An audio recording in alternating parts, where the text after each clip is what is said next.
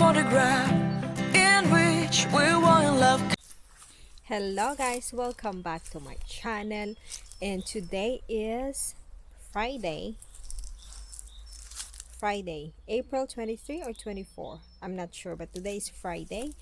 And nandito na naman kami sa aming garden house, and as you can see, sobrang malaking trabaho ito kasi both me and my husband, we don't really know anything about gardening, pero andito na siya. So we have to do it, and this year I really want to start doing gardening, just the simple ones, the vegetables. I'm not really so much into flowers. At may mga flowers na naman dito, pero gusto kong i-try yung vegetables, guys, if kaya ko ba. So I think today we are gonna go out in the supermarket and we're gonna buy some seeds, and let's see if makakaya ko bang mag-garden o baka mamatay lang sa mga kamay ko kasi hindi ko pa talaga siya na-try ever. I don't know, maybe I got some green thumb, maybe not, but I will try to do that later. And andito pa rin kami, we just got here actually, at sobrang daming kailangan gawin at sobrang anong tawag dito? Messy. Ang daming mga grasses na kailangang i-cut, pero yung husband ko, have already done some, not a lot, pero there's an improvement. So kailangan pa talagang maglinis.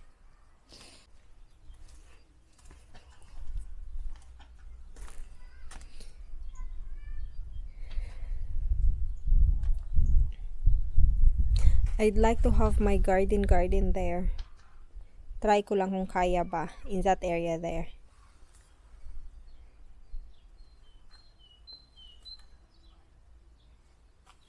So yun, pasok tayo dito sa maliit na bahay. And then it's gonna be a really hard work kasi ang daming mga, hindi naman madami, pero may mga cabinet na ganyan, lamesa, ganyan. So we have to, but not now, but we have to throw them away. And this house will be demolished also. And then dito din sa kitchen area, may mga gamit-gamit din, and we have to throw them away, and we cannot just throw them like outside, right? So we have to go to the garbage, anong tawag nun? Pang garbage place nila. So yung mga furnitures doon itatapon because maybe it can still be recycled. I don't know. But yeah, it's gonna be hard work. But I am excited because parang siya, project. It's a project na nakaka-excite. At pag natapos na siya, guys, pakita ko din sa inyo, pero hindi natin alam kung kailan talaga masisimulan yung project na to. Let's see. But for now, ito siya, kailangang itapon at kailangang maglinis. Pero maybe next time na din kasi mga 4 PM na dito. So yun, yung asawa ko relax muna siya, upo-upo. It's because he's just been done doing cutting the grasses there. Ang haggard, guys, tapos medyo maginaw today. Kahit na maaraw, maginaw siya. Kaya dalawa yung naka-sweater ako, pero sa loob naka-skin jacket. Pero lang siya. Yeah. So, yon ang aming buhay-buhay today.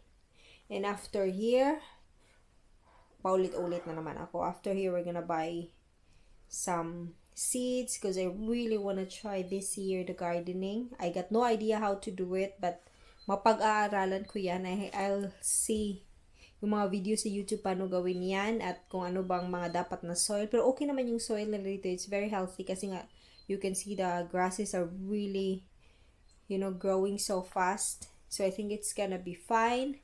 And then bili din kami ng mga sako kasi para lagyan ng mga basura. And ano pa dapat namin bilhin? Yeah, medyo madami-dami. Pero maganda din siya kasi, di ba, still quarantine dito sa Denmark. So, maganda siya because we get something to do. I mean, pag nandun sa bahay, may mga, sa apartment namin, is may mga nagagawa naman din kami, pero indoor lang talaga doon. At dito, is maganda siya kasi we got the big garden and nakakapag-relax kami even though maraming gagawin, but it's still relaxing because fresh air and tahimik lang, walang masyadong tao. Actually, may mga kapitbahay kami doon at doon din maraming kapitbahay, pero you know, everybody is like having their own privacy at hindi mo talaga maririnig yung mga ingay-ingay ng tao.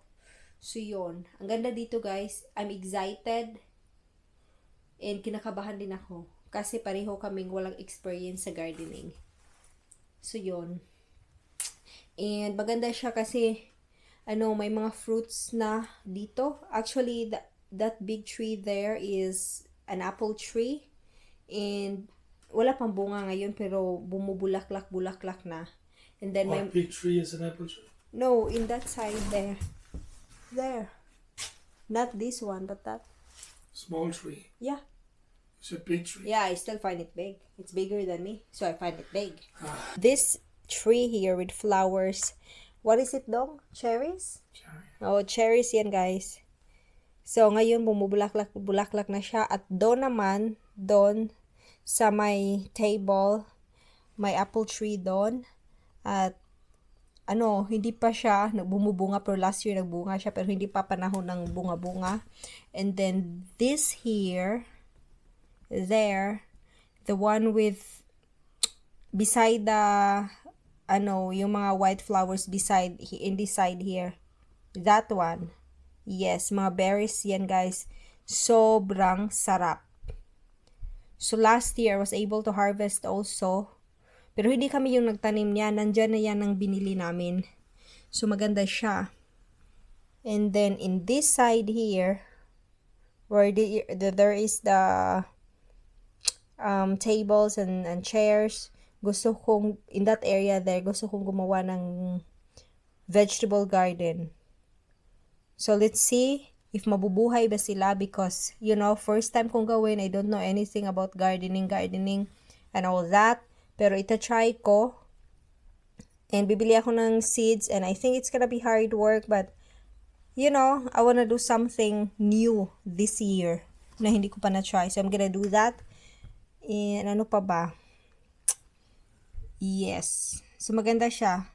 And maganda din siya guys because yung apartment na tinitirahan namin, it's just a small apartment. I think it's really good only for 2-3 people.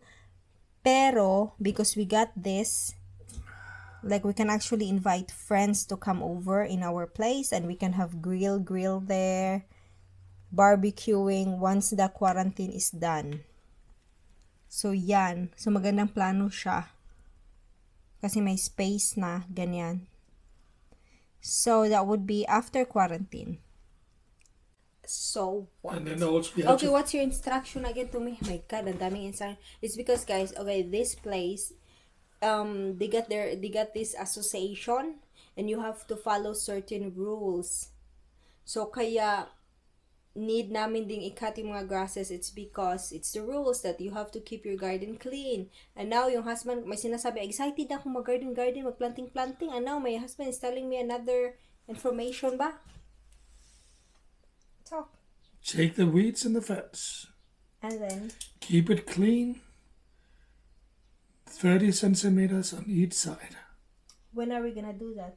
You gotta do that tomorrow. I gotta work on this tomorrow. Okay. That's fine with me. That's exciting. Good job. Okay. But still, we have to go to the market today and I wanna buy some seeds. That's all. So, yun pala guys. So, mag-e-effort muna akong maglinis talaga sa mga fence dyan. Kasi may rules pala. And then after that, I'm gonna do planting. I'm gonna plant. And yung asawa ko ay do-drawing siya at magdi-design ng aming future garden house. So, na-stress din siya because it's his first time to do it. And hindi siya ganun ka marunong mag-drawing. Pakita ko sa inyo yung kanyang plano, guys, ha? Yung drawing niya, pakita ko sa inyo. Sobrang pinag-isipan niya ito. He really worked hard for it. Pakita ko. Wait lang. So, ito yung drawing niya. Mga 2 days na niyang ginawa yan. Bullshit. Mga 2 days na guys. And This is 1 minute. sobrang na-stress siya ba? So, si mama measure dyan. Ganyan. Oh, ang ganda ng design. Ay, sobrang ganda. Yes, it's rectangle. Okay, that's it. Very complicated design. He really worked hard for it. See? The line there and all. Worked hard for it. He really think about it 100 times. So, that's the result. So, that's why he's so stressed. Pistiawa. Move. What? Move. You said pistiyaw. Move. Yes. So, lakad-lakad muna tayo dito, guys. While my husband is, making his drawing. yung drawing niya na napaka, complicated.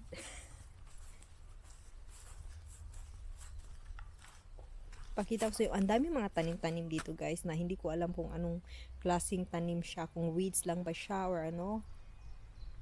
Yeah, pakita ko sa inyo. Baka may idea kayo kung anong klaseng tanim siya or baka weeds lang na pwede lang namin bunutin. Madaming dahon na ganyan, guys, oh. Pero hindi ko alam kung tanim ba talaga yan or kailangan namin siyang bunutin. Ang dami niya. That side. Meron din dito. See?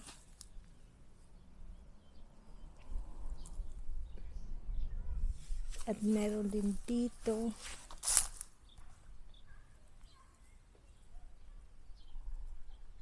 Marami siyang mga tanim-tanim. Mga leaves na hindi ko alam kung ano. So,